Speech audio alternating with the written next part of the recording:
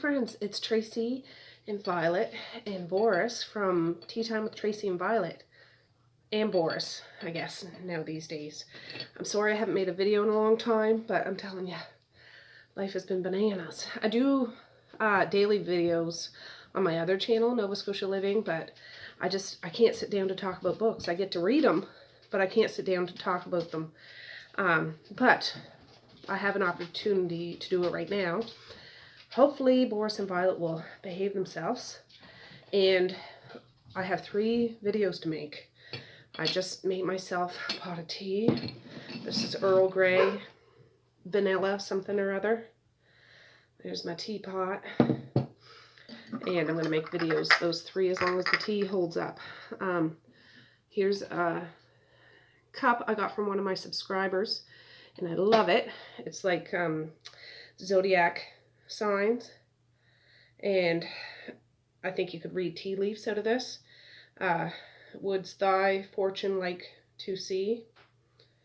Penance this cup will show it thee. Yeah. So anyways, I'm going to use that one. Ooh, I got one of those ring lights. I'm not that great at using them, but I picked up my long lost cousin, Jerry, there in the corner. Don't mind him. And yeah, today is September 29th. So the video I'm doing today is what I read in August, and then I want to do one what I read in September, and then I want to do one what I plan on reading in October. I don't generally do TBRs, or I'm not very good at sticking to them, so I picked a whole bunch of books. I don't expect to read them all, but at least I have options and stuff. So today, I think this is what I read in August. I read all the stuff like August and September all together, so I try to divide it up what I think was right. I just poured this teapot, so it's got to stick a little bit, but I'll try not to jabber on too much. This is in no particular order what I read them, but I read a Peter Swanson book, The Kind Worth Killing. I've never read anything by him before. It's a thriller book. I like thrillers. I just have not read a thriller or a suspense action thing for years. I'm thinking, I know I read like The Girl with the Dragon Tattoo trilogy. I read like the Da Vinci Code trilogy, but that was like way back when they were like just out and stuff. So I want to dip my feet back into that world, and I thought that's what this was, kind of like a thriller, and it is. I thought it was okay. I'm trying to think. I cannot remember the names of the characters, but basically at the very beginning of this book, there's a husband that's in an airport. He ends up bumping into a lady in a bar, and they start chit-chatting. Unbeknownst to him, she kind of has a history. He doesn't really know, but he was complaining about his wife at home, and he would just like to kill her, just says it willy-nilly. And then she kind of steps in to say, well, maybe that's something that you could do. And of course, he's like, no. But he's not in a very happy marriage. And this lady's kind of flirting with him a bit. And they agree to meet up and chit-chat and things like that. Long story short, a plan is developed, and he ends up wanting to kill his wife. On the flip side of that, we follow the woman from the airport, and it goes through her history. There's some shady things going on in there. But for the most part, I liked it. I mean, it didn't blow me out of the water. It kept me interested. I liked the ending of it, like the very ending. I like how it turned out. And yeah, certainly not like a favorite book of mine, but I'm glad I read it.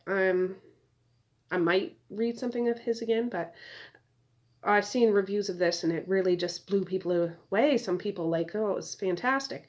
And it's good, but it wasn't like that to me. It was enjoyable enough, but yeah, that one.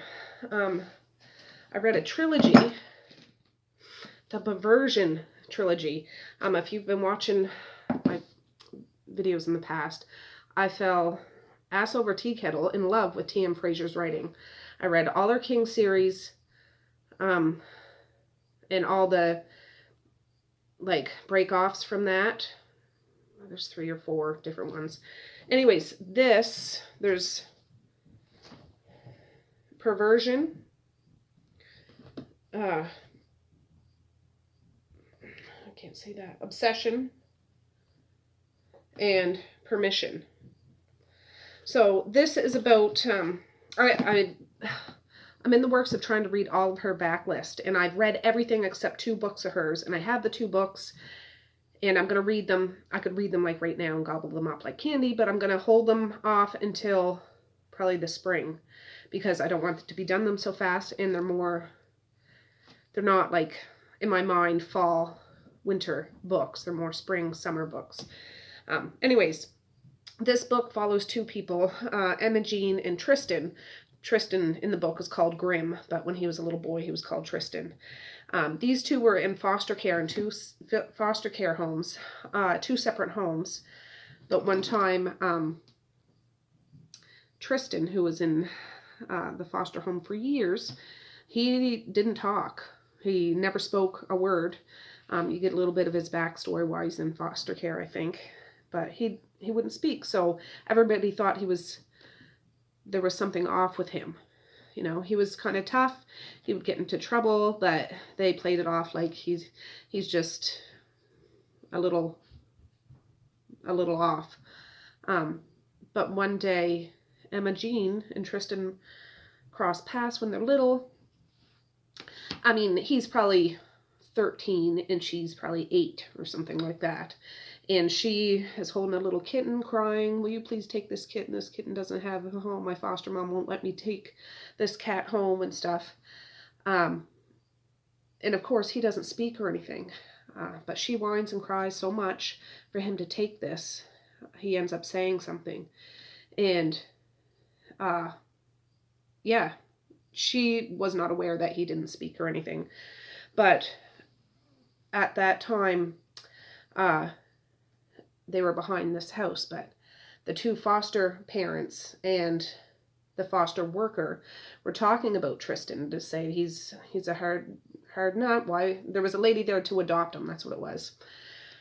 He's a handful. I don't know why you'd want him. He doesn't even speak, and all this stuff. And little Emma Jean pops around the corner. You're just a nasty old lady. I don't know why. He does speak. He does speak. He told me his name. And of course, Tristan's not saying anything at all. But this lady ends up taking Tristan and adopting him into her family, which is a very loving family. Kind of a criminal family, but a loving criminal family. But it fast forwards years down the road from there. Well, no, before I should say, Emma Jean, she is in a foster home with 2 sisters. And while they're little, they get a letter that one of the sisters, well, 2 of them are going to be brought home to the big brother. And it was under the assumption it was the 2 sisters that would be going, so Emma Jean would be left there by themselves. The day comes to come and get Gabby, was the middle sister, like the younger sister. But it wasn't Gabby and the older sister, it was Gabby and Emma Jean. And everybody was thrown off. Why is Emma Jean going? This isn't even her brother. So they left the older one in the foster home. Okay, years down the road, I'm sorry I'm taking so long. Gabby and Emma Jean are in this with Gabby's older brother, but he is a hard cracker, Mexican cartel, criminal, terrible person. And it's like in a big compound, and he runs people and drugs and is violent and just a terrible, terrible person. Doesn't treat Gabby or Emma Jean very well at all. Now, he's not pimping them out or anything, and he expects them to listen to him, or he is going to pimp them out and do a lot more nasty things to them. And yeah, since Tristan, who is Grimm, down the road with Emma Jean, they're both like in their late teens, early 20s, like he's a bit older.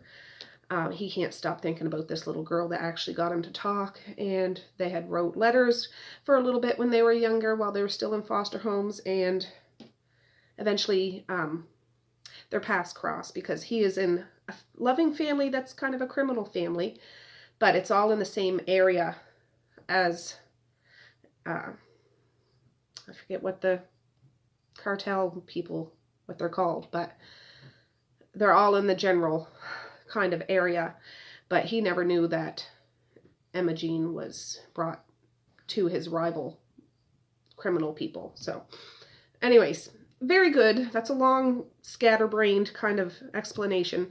Really thoroughly enjoyed it. I read them all back to back to back. They're not, none of her books are really long, like they're 200 and some pages. Yeah, this is like 240 pages or something. Loved it, loved it. I'm glad I read it, and I would recommend it. I'd recommend all her stuff, honestly. Okay, let me have a snort off of this. Oh, that's good. It's hot. Yeah, 2 of my kids are gone with my husband for the evening. Like, they went down to see some family. 2 of my other kids are upstairs. And 2 of my other kids don't live at home anymore. So, all right. Another one I read was The Silent Patient by Alex Mechalides. I don't know how to say his last name. This one I wanted to pick up. I've had it for a while. I was, again, reading like kind of popular thriller ones to try to get into that world again.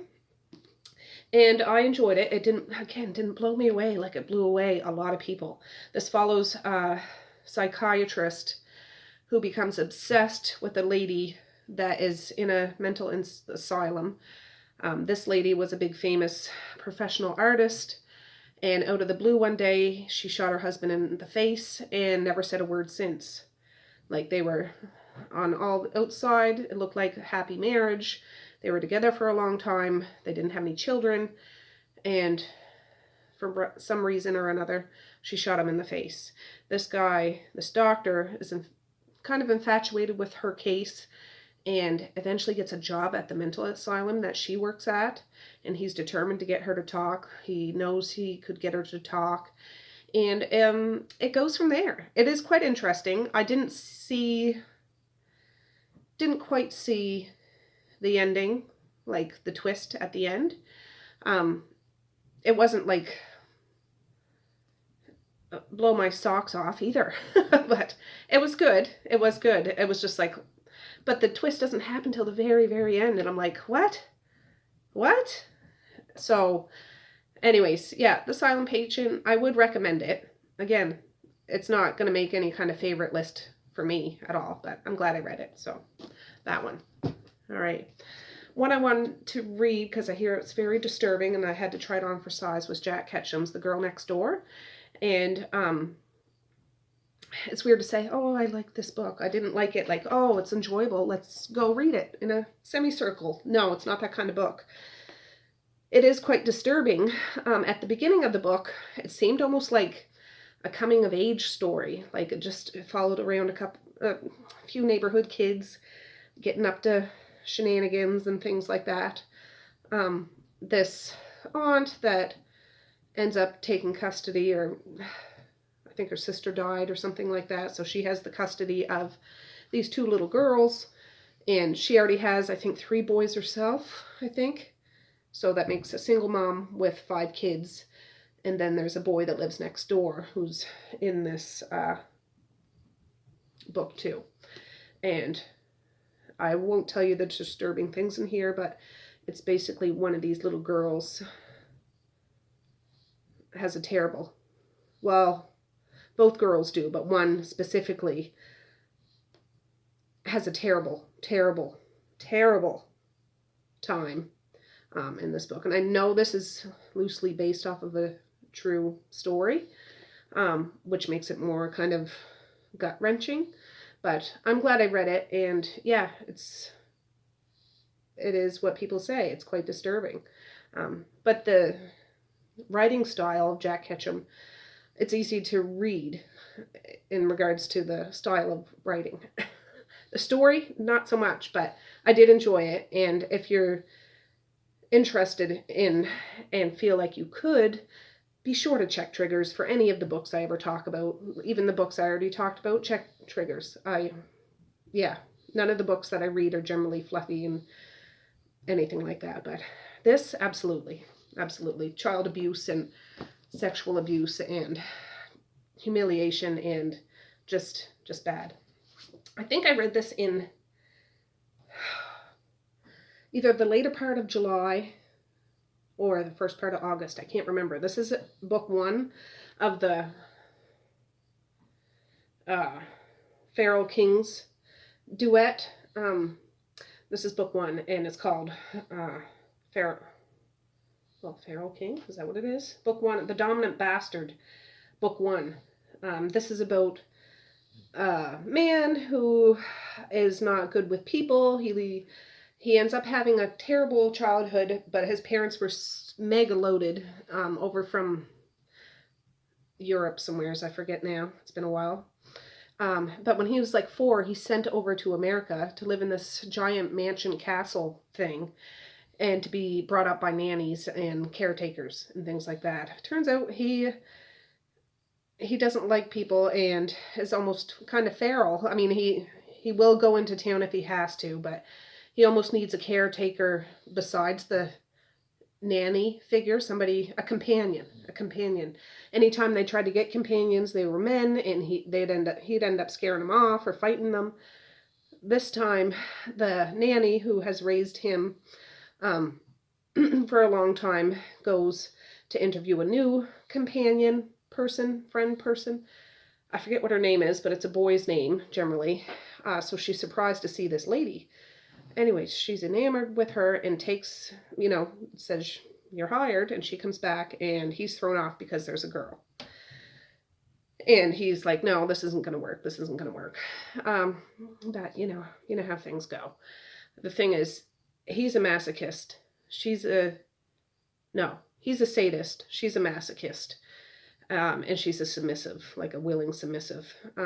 So the kinks in this were kind of annoying to me in some things, to be honest. I will read the second book, but it was an interesting story. There's more to the story than that. He doesn't know the rest of his family. He gets like a stipend. He's a bit older now. He's probably, 25 or something. I forget, honestly. He does have a couple of friends. But yeah, it's all right. It's all right. I will read the other one because I have the other one, but the kinks in this they're more annoying to me than anything. But one I really loved was Suffer the Children. I think I read this in August, maybe in early September, but Suffer the Children by Craig DeLuey, and I think he's Canadian. I think. I might be wrong, but I think he is. I actually like this book so much, I ordered 3 of his other books. It's a zombie apocalypse trilogy. I haven't got it yet, but I ordered it. This, I didn't know, this would be a perfect Christmas time horror, if you're into horror, because it happens right around Christmas. But this book, it has to do with, I forget, it's somewheres in the States, but this happens all over the world. All of a sudden, children start dying. Anybody under the age of, that hasn't gone through puberty, just die. And this follows a few different households. One's a single mom, one's a couple, but he's like a blue-collar guy that works his arse off. There's a doctor, and it goes through his family, and another, you follow these people when their children die, which is horrible. Like Santa Claus is in the mall and children die on his lap, kind of thing. You know what I mean? Just horrible. And everybody's devastated, and this is happening all over the world. I gotta talk faster. Anyways, a few days later, I think 5 days later, these kids that have been in mass buried because there's so many people, there's not enough funeral homes and things, they're in mass graves, start rising up. And they're blank-faced and just staring like zombies. They're not aggressive or anything, but they're hungry. Turns out they're hungry for blood. They're not like ravenous zombies, but if they don't get blood, they are just catatonic sort of thing. And all the grown-ups are excited to have their children back. There's only so much blood you can donate, and things go whackers crackers, really, really. I loved this book, and I really look forward to reading. I forget what his zombie stuff is, but yeah, if you're a Christmas horror reader, this one. Woman in Black too is a good Christmas one too. But yeah, that one. This one, Descent by Sam Mariano. I started this at the beginning of July when I went on a trip, and I put it down after my trip. Not that I didn't like it. It was my trip book and I didn't finish it. I read another book over that time too, an L. Kennedy one, my first one. But I picked it up in August and finished it. And this is kind of like a taboo romance. I read another book of hers. It's called Untouchable. This is not high school students like Untouchable is. This is like grown folk stuff. But basically this woman, can't remember her name now, she had broke up with her boyfriend. And they had been broke up for a few months, but he calls her out of the blue. I need your help. You need to come help me. She goes, and she's pretty much kidnapped by his boss. His boss initially seen her at the Christmas party that year, and he's become obsessed with her. And this lady's ex-boyfriend is a slimeball, sleaze son of a bitch, and lured her there so his boss could take her and do things to her. And yes, non-con things. So definitely triggers for this, like non-consensual things is what I'm saying. And yeah, that's pretty much what this book is. He is obsessed with her. He does let her go home, but he's like a professional stalker who is loaded so he can do anything he wants. And he does do anything he wants. So, yeah, I liked it. It was okay. It wasn't bad, but it's just, it is what it is. Yeah, it was not my favorite, but I'm really glad I read it and I enjoyed it, but I don't think it would be for everybody, but I liked it. Last but not least, I think that I read this, is Abby versus the Splatploitation Brothers by Stephen Cooper. Stephen Cooper has a YouTube channel, and I subscribe to that, and I watch him, and he's awesome. This is like a splatterpunk book. It's not long, and I don't know if this is his debut novel or anything. I believe it's self-published. But I really enjoyed this. It's the Hillbilly Farm one. So I won't tell you everything about it, but I haven't read a whole bunch of splatterpunk. I have quite a lot. I'm working my way through it, but yeah, I've seen this guy's YouTube channel and he's just chill, and he talks about books nobody else talks about, that I see anyways. And I seen he put one out, and I'm like, I'm gonna get that mother and read it, and I did. So this follows Abby. She is a horror movie blogger, like reviewer, and the Splatploitation Brothers is a company that does horror movies. And she's just vicious with her reviews, and she never seems to like their movies. Like, she points out this and that, how corny and ridiculous, and just ridiculous about it.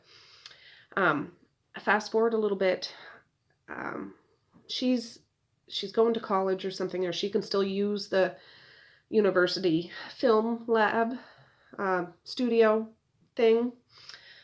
And, like, she doesn't have any friends or anything. Like, she's kind of a hermit. She jokes that the pizza man's her only friend. But anyways, yeah, she is working late one time at the school, and these Splatploitation brothers, they're all upset about her blogs. Like, she just never gives them a break about anything, and confronts her there alone. And it's kind of bananas.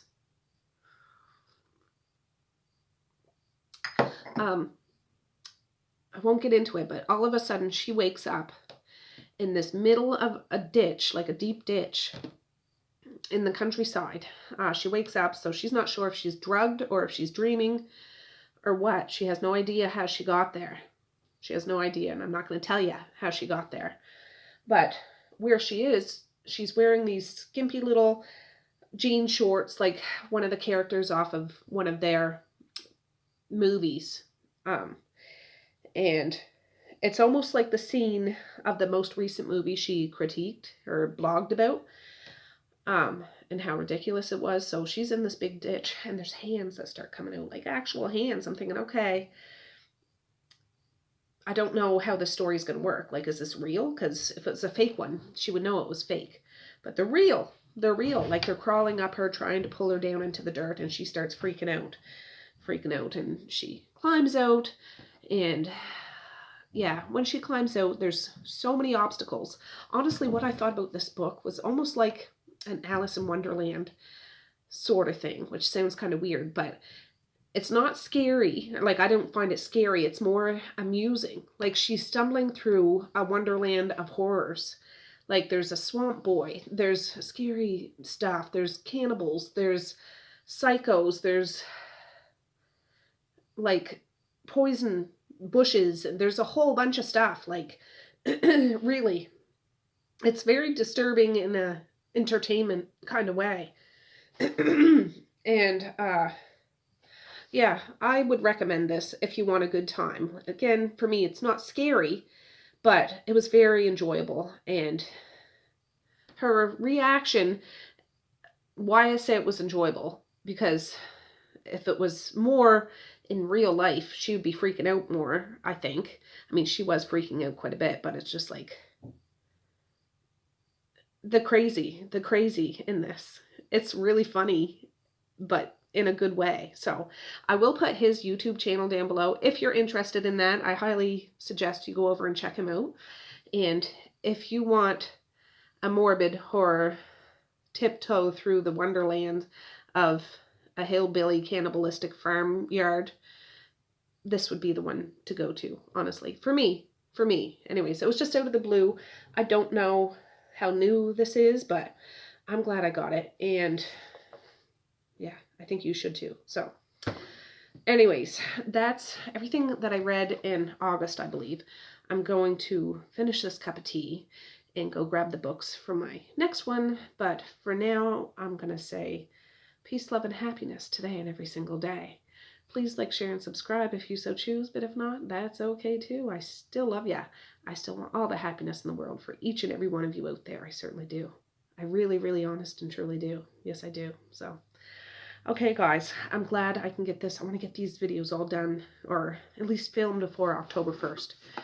And yeah, just bananas going on here. But that's Nova Scotia living for you. Anyways, with that, I'm going to say have a good night or have a good morning. And I will see you sometime soon. Bye. Blink, blonk.